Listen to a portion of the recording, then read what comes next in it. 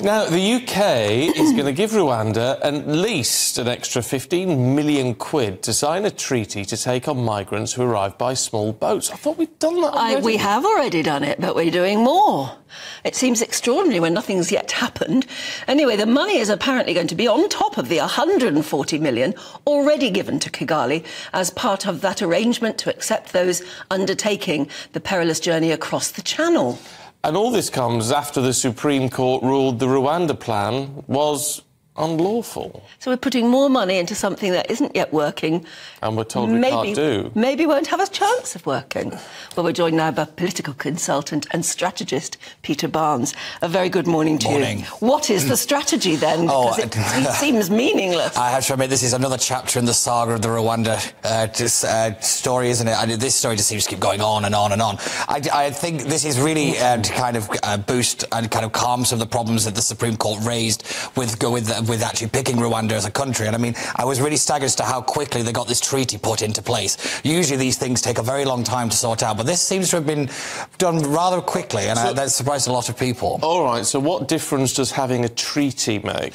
Yeah, so it's more kind of the legal perspectives, and then it's also the fact that we could deem Rwanda to be a safe country, and we kind of skirt round the Supreme Court decision, because obviously the government can't be seen to kind of ignore the Supreme Court, obviously. So what they're doing is they're trying to work around it, which I kind of get that idea, but I don't know. I don't think it's going to well, how does 15 million pounds extra turn Rwanda from an unsafe country, which is what the Supreme Court said, to a safe country? Well, that's a good question, because I can't tell you the answer to that. I'd be fascinated to know the theory and what this money is specifically going to be spent on. The government has been a little coy over actually naming the specific things that they're going to invest in and fund, but I suppose we'll just have to wait and see. But this just seems to be just throwing money at a problem, where I don't think money is the problem. I think there's a real policy failure from the very start of this policy idea, and I think the government's getting caught out yet again. It's very odd, because 15 million quid, look, it's a lot of money to us. Yeah. But in terms of government spending or what it would actually buy in a country, it's peanuts. Yeah, it's a drop in the ocean in reality. But then if we look at how much money we've spent on tackling the migration crisis and how little result we've got, I think a lot of people will be wondering, well, you know, what are we getting back for our money? Let's look at the 500 million that we gave to France over 3 years. Would we really say that they've been pulling their weight? Was that money well spent? Is this going to be money well spent? The government just seems to keep having to do anything it can think of, but anything it's trying to do isn't working, and I think that's where the problem is. The deal with us with Rwanda is to handle something like 200 migrants. It's an awful lot of money to be spending on what would only be 200 migrants, even if it actually was working. Yeah, I have to. This was always my biggest criticism of the Rwanda policy, is that it doesn't really fix the scale of the problem. I think the government is now starting to notice, and I noticed this when James Cleverly became the Home Secretary, that this is part of a package. You know, it's not just the single policy idea, which for a long time the government kind of argued that this was going to fix everything, and now obviously they've been caught out yet again. But yeah, this was always my biggest criticism, that in reality this policy isn't going to be that much of a deterrent, and I don't believe it's going to fix that much. Why not a deterrent? Because look, if the treaty works and therefore we can skirt round the Supreme Court and send people there.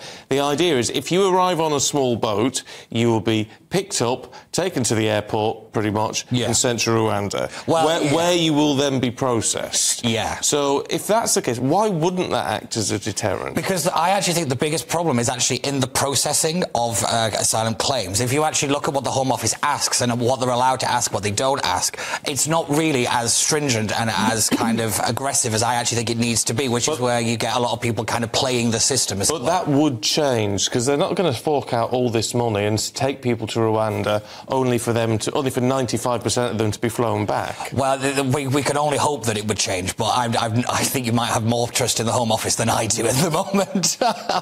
Blind faith. Yeah, that seems to be the government policy at the moment, blind faith. But given that we took in legal migrants last year was 740,000, it's still such a big issue, and and such a small solution. Oh, yeah. Expensive, but small. Yes, so I think actually tackling the kind of scale of legal migration into this country is, I think, probably a better use of this kind of level of money. I think we need massive reforms to tackle that problem, where we look at like student visas and that kind of thing, rather than this. I mean, the issue is, with that huge migration figure, which has caused a lot of upset, yeah.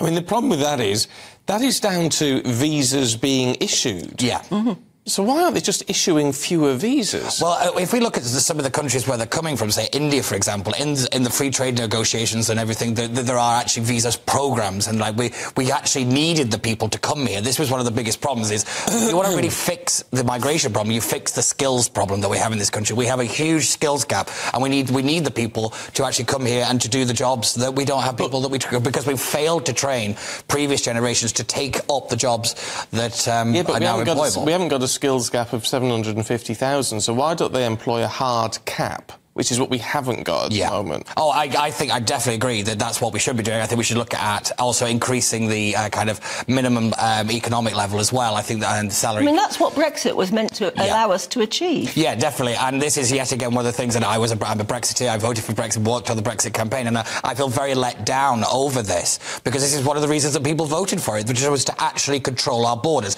If you look at what's happening, I don't think anybody, even the most ardent Brexiteer, will argue that we have control over our borders. Despite maybe in legal terms we do, but in practicality we just don't. No. OK, it's Peter. A mess. Yeah, thank you very much indeed. Good to talk to you. I know there are implications that one of the biggest numbers of students coming in, students and their dependents. And if you cut those numbers significantly, what impact does it have on universities and how they fund and all the rest of it? But if we don't want 750,000 people coming in, then don't let 750,000 people in. Can't be a shock to the system. You must know how many visas you're issuing. It does make you wonder what they do at the Home Office, doesn't it?